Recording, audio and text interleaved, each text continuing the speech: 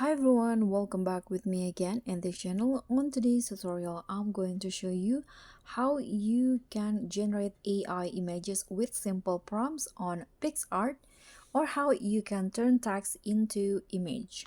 So here, open your Picsart and then click on the plus icon at the bottom, and there here on the create page you'll see this button AI image. So just tap on that.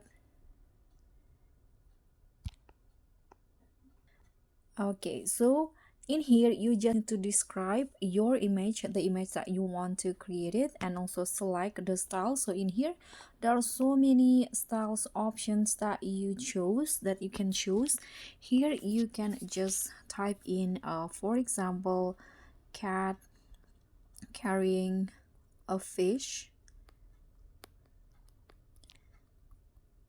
on the street. Okay, and after that here you can select the style. So for example, I'm going to select this pop art style, then tap on this generate images.